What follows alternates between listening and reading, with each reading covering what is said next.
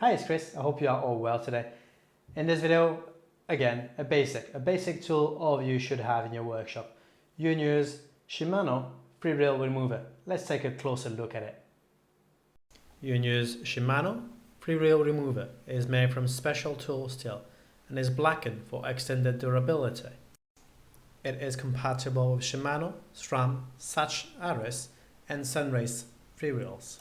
The tool features a 1/2-inch adapter, making the use of a ratchet tool or a torque wrench possible.